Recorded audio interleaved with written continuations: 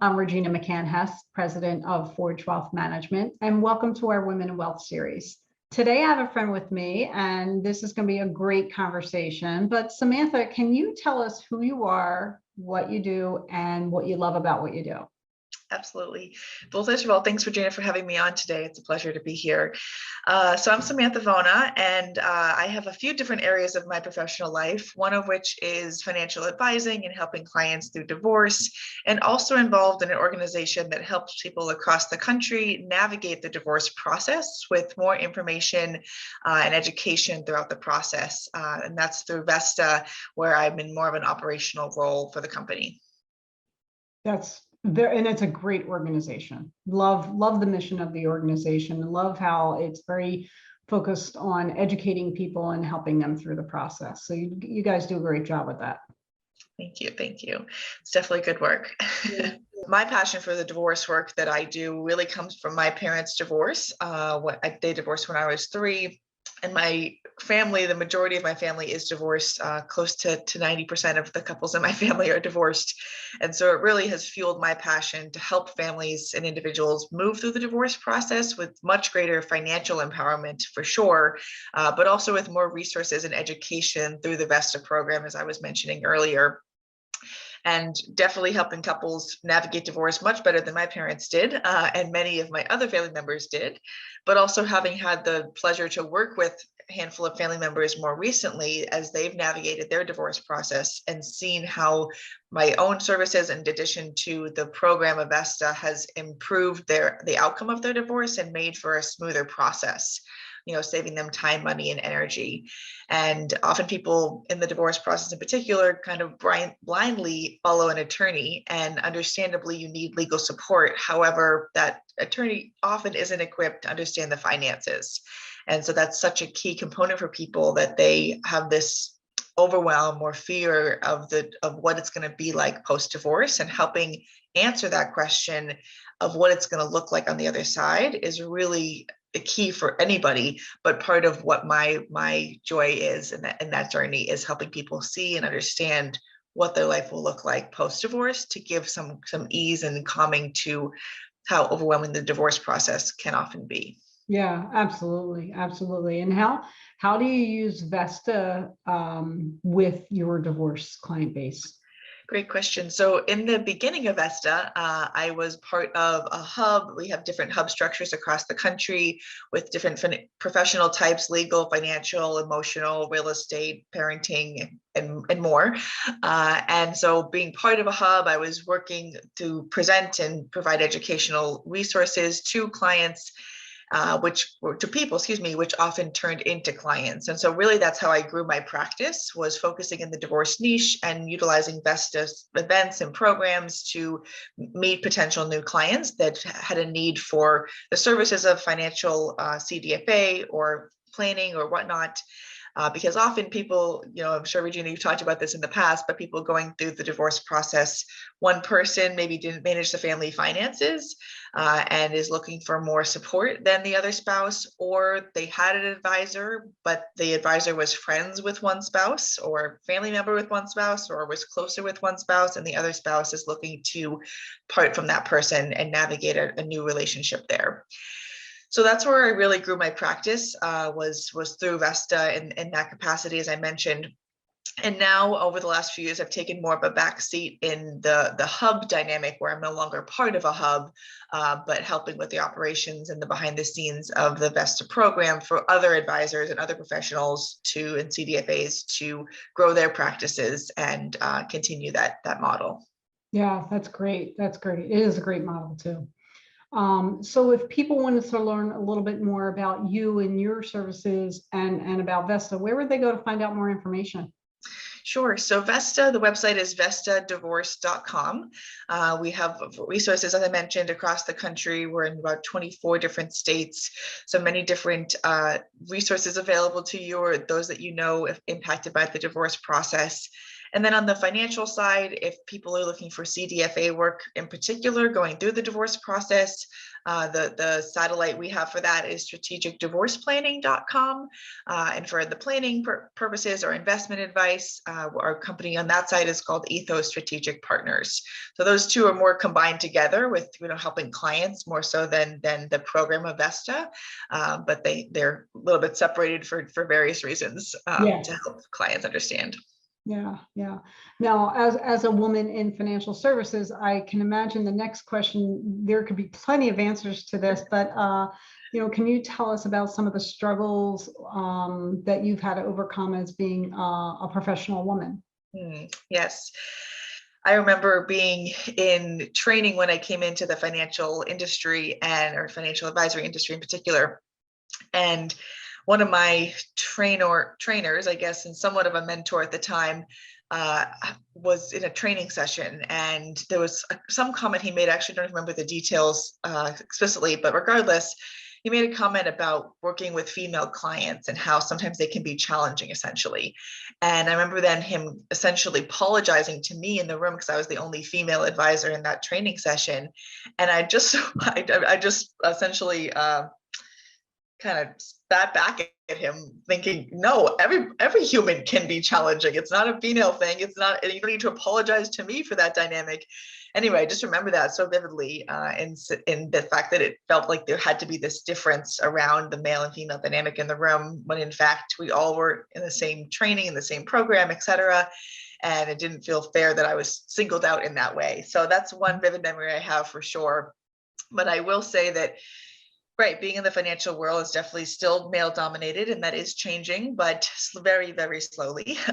And the one thing I do add, though, that I feel really blessed about in the financial world is that compared to many other professional careers with a salary and various hierarchies in the world of CDFA or financial advising or many professional services out there, you can have an income that you choose to create for yourself. And so it really comes into, you will get out of it what you put into it. And I love that part of the financial industry in particular, and the financial advisory and CDFA in part of the financial industry in particular, because there is no ceiling, there is no cap. It really comes down to, you could work 10 times harder than the male advisor next to you, and you can make 10 times more income because that's your work ethic and your choice. So that's something that I've always felt really blessed to be in as a female in a male dominated industry, because there are many male dominated industries where that's not an option. No, that's true. At all. Yeah. Exactly. Yeah, it comes down to salary, and that can be a problem when you have men and women in the same exact role but different salaries. Yes, and the wage gap, with different factors there. Absolutely. Yeah, for sure. No, that's pretty good. That's fair. It's fair comment. Definitely, a tough industry for women especially, but we are slowly starting to see more women, and it's a great industry for women though too. I mean, it's tough, but it's really great as far as flexibility. I have 3 kids, so if I know there's a school event, I don't schedule appointments and I make the school event, not every single one, but then I'll work to catch up. It's just, but I can still be at that event. So it is great for the flexibility, for sure. Absolutely, the flexibility. I feel that when it comes to the finances, there are many people that are extremely educated and come in and they almost want to give you the plan of what to do with their money. And those clients are great. And I would say the majority of people that I work with are not that way, and are those that want more education, want a bit more hand-holding, ask the same questions for the first 3, 5, 6 years of being a client. And they feel guilty. And I say, that's my job, is to answer those questions over and over. Otherwise, why would you have me? It's because you don't know the answers and don't want to remember them, or it's not important to remember them for you. And that's why you have an advisor or a CDFA to help navigate those pieces. And so as a woman, as you were saying earlier, Regina, as a woman, I feel that many of us are well equipped for that nurturing component that I was just describing, to help people really feel comfortable and confident. There's a client that onboarding in the recent past, and she really felt that her male advisor that she's leaving, just treated her like a child, essentially. Really, really inappropriate, in my opinion, behavioral dynamics between the two of them. And she just talked about the night and day contrast of working with me. And maybe it's because I'm a woman, but maybe not, I don't know, but just regardless, the fact that I approach things with a greater level of care and empathy and understanding and patience and et cetera, I think is really key. And a lot of women I find are attracted to that, female clients and male clients that really, again, want that education and want that understanding and are not someone coming in and giving me the plan, right? Yeah. I've seen on both sides as well, but Right. absolutely, there's definitely a need in the industry for more female presence for the clients that are out there, especially because being male dominated, it's not just male dominated, but a lot of the male advisors are within 5 years of retirement. And so they're also kind of one foot out the door, frankly, and looking to maybe not provide the best service for clients anymore if they're on the verge of retirement or something along those lines. They're no longer maybe further educating themselves on the new pieces out there or as committed to their client practice, who knows? But I have noticed that a few times in clients that have joined me because they're leaving an advisor for that reason. Right. Well, that actually is a great segue to our next question. Like, we're going to hop in a time machine going forward, because right now, you're doing a lot of work to build your business and to build Vesta, but years and years, light years ahead, what would your vision of retirement be? That's a great question. I definitely financial freedom as one piece, which I feel anybody should. I shouldn't say should. I don't love the word should there. Anybody can create that financial freedom for themselves at any point in their life. It's a matter of having a plan, understanding, are you on track for that? And therefore, can the financial freedom feel that, okay, I'm accomplishing everything I can today to accomplish those future goals down the road. But anyway, fast forwarding to have financial freedom in retirement, I think is a big piece for me. But I also don't see myself ever not working. I do feel, with the financial practice, it gives you that flexibility to, as you were describing earlier, the flexibility in your schedule. And so at that point in time, having more junior advisors part of the practice so that there's certain clients I'm meeting with, but other clients are getting taken care of on a more regular basis by other advisors is one potential I see. On the Vesta side, similarly, the more we grow and expand, the more staff we're bringing into play and helping oversee the program. So I definitely want to be involved in the decisions and the business strategy and development. But further behind the scenes, I'd say as we continue to expand and have others navigate the more the day-to-day pieces that are really key and important. So I don't see myself stepping back from either, frankly, but I know I say that now and then maybe that day will change. But regardless, I like that both of the businesses for me have that recurring revenue, essentially, that, I'm sure you've talked about, Regina, in the past when it comes to financial clients, and that there is flexibility in your schedule, but also you're not waking up January 1st wondering where your next paycheck is going to come from. I know certain industries, real estate, for example, is pretty transactional.